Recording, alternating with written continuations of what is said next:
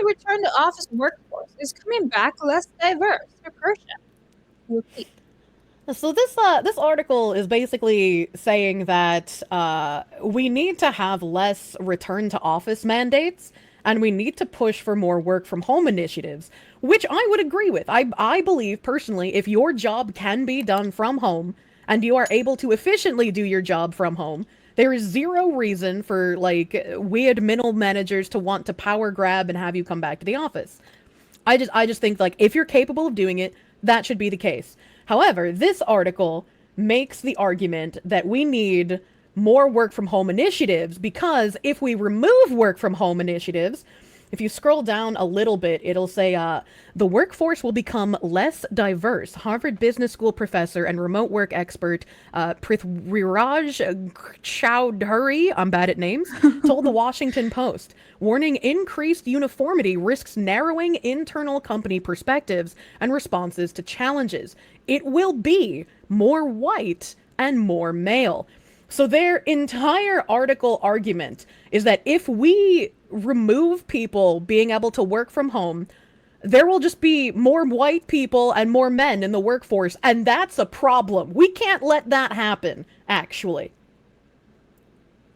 Why? What's wrong with men? I don't know. These people are crazy. And further down the article, there's another quote that says, remote work allows women and minorities to remove themselves from hostile work environments or offices where they may encounter microaggressions or overt discrimination. And this follows the same line of logic that we've heard from these kinds of people before, where they're saying if there are too many white people or too many men in an office, it creates a hostile and unwelcoming environment. And so, if you have remote work, you can have yourself removed from these white people and these men, and you just don't have to deal with them. This is so dumb. Okay, what is the microaggression? Oh, no, the air conditioning. Do you guys remember the air conditioning thing ages ago? It was like, oh, is sexist? Yeah, air conditioning is sexist because women need it at a different temperature than men and all of this stuff. Like, is that the microaggression that happens if you're in the office? Mm-hmm. Is that bad against minorities? Like, I always find this shit so annoying and dumb. There's no, like, backing to any of it. One of the funny things is that in this article, whenever they talk about the people that it will impact if they can't work from home, they specifically say, like, women, minorities, millennials, people with disabilities, and high performers. They make sure to separate high performers from all of the, like, DEI categories because they know that those typically aren't overlapping, so I thought that was also kind of funny in this article. Oh yeah, it's mentioned multiple times, high performers. Yep. Higher diversity, high performers. Interesting. Oh yeah, and here it is. Okay. It says right here, mandate on-site requirements can carry very steep costs for talent attraction and retention. This is especially true for high performers, women, and millennials, 3 employee segments who greatly value flexibility. What the flying fuck? Okay. And I mean, it's pretty sexist to say that men can't be in the workforce or as much men can be at that's the baseline. But I mean, the entire point of like DEI initiatives, and especially if you've been paying attention to like affirmative action initiatives and all of the like diversity pushes previously, the entire point of these diversity initiatives was to make things less white and less male. And even when they get like 60, 65, 70% minority participation in these programs, they're just like, well, we still haven't reached a point where it's diverse enough. And that's like when I was reading CAA, I can't remember acronym things, but CAA is one of the like largest Hollywood talent agencies. And in there, they divided diversity into different tiers where they're just like, well, if a show has 50% diverse cast and 50% white cast, that's moderately diverse. But if they have over 60% minorities and only 40% white people, that's very diverse. And we want to be going in that direction. And so it's like they've really started dropping the mask in recent years where it's just like, we're not actually trying to help people. We're just trying to get rid of white people and men. Wow. Okay. Got any words for that? Amazing. Word salad. I'm just stunned. I just miss when we would hire people on merit and actually try to make businesses work and not worry about all these little things. And the more that we put women in the workforce, the more that jealousy and all this other bullshit gets in the way of us just being productive as a society.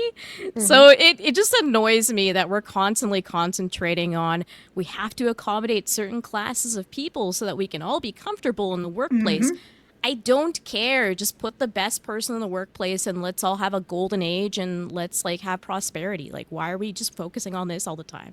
It annoys me. It annoys me more as being that brown female minority that has to hear it constantly as if these people are talking for me when they aren't. Like, I don't care about any of this. If they're constantly pitting us against each other on like petty squabbles and stuff, and if they're giving certain people and certain groups a competitive advantage that, you know, they didn't earn, it's going to create strife. It's going to create, you know, hatred. It's going to create all of these like negative feelings towards the different groups of people. And if we're fighting amongst ourselves in that manner, we're not going to be able to fight against the people who want to continuously oppress us, which is unfortunately those who are massively wealthy and are pushing all of this nonsense onto us.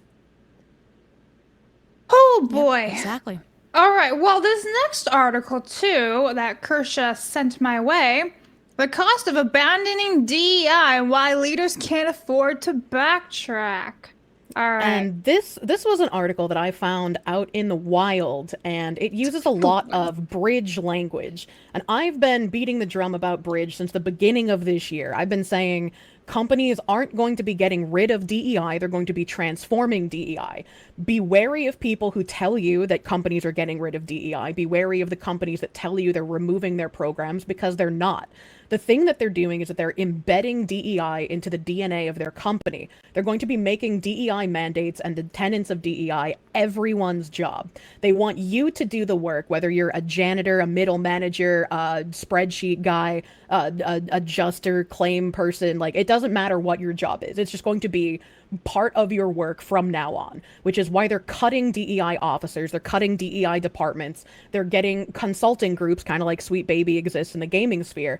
They don't want anything to be as blatantly obvious as it has been, because the more the public can see what they're doing with DEI initiatives because of all the backlash they've been getting, the more obvious it is for an attack vector for them to get backlash again.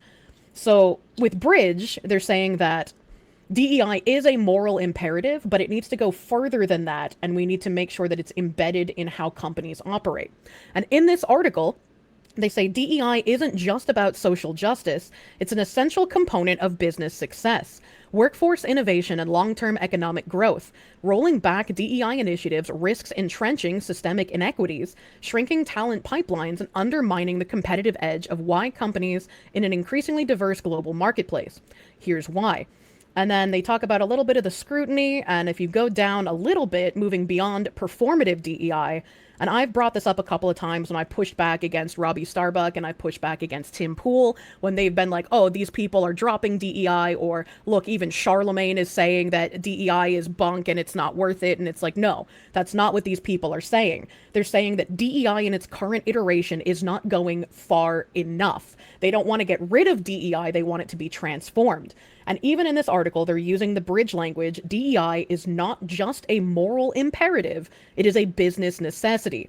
As Bloomberg highlighted, rolling back DEI risks deepening systemic inequities, further limiting access to economic mobility for marginalized groups, and exacerbating existing disparities. These risks underscore why reimagining DEI approaches, not abandoning them, is more critical than ever.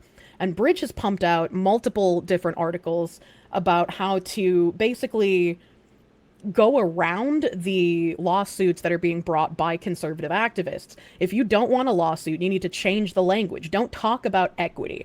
Only focus on inclusion, because if you focus on inclusion, then everyone can be included, right? You're not excluding anyone. Equity is the bad word there. You have to stop demonizing white men because you need them to push your ideology forward at this point. The Sherm interview that I have a video on my channel of, they talk about this as well. They openly say, hey, we need to make white men feel comfortable in our circle so that they adopt our ideology as well. Demonizing them has not brought them to our side. Holy shit. It's just stunning that they think it's like essential to success. It almost feels like they're showing their hand a bit much too, because there's a lot of funding behind that. So to me, it seems like they're doing that for investors' sake, not necessarily for anything else functionally. And I agree with you. They do need to demonize white men at this point. That's what keeps this whole thing driving, or else they have to shift the goalpost and make something else the evil thing. So You can't make anybody else the evil thing either because they spent all this time making them the Building victim. everything else. Yeah, they're just like, Exactly. we want to get rid of you, but we are going to start pretending that we need you so that you accept your demise and actually work for your own exclusion at this point. I don't even know how to respond to that.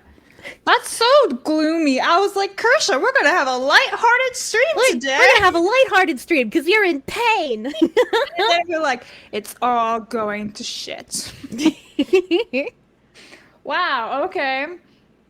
I don't even know how to respond to that. Wow. I mean, communism has never worked in any of its iterations, so No. I have faith that we will be able to enact enough pushback that they will not be able to realize the cultural revolution that they want to have via suffocating us through every single vector. Because that's what it is. Like, they haven't just pushed DEI in gaming, they haven't just pushed it in movies, it's in corporations, it's in marketing, it's in everything.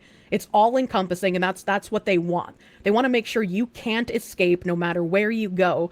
And they want to make sure that entertainment, especially, is completely co-opted, because that's how they will create the modern audience that knows nothing except their ideology. Which is why all of this pushback, all of the wins that we've been getting in gaming do matter.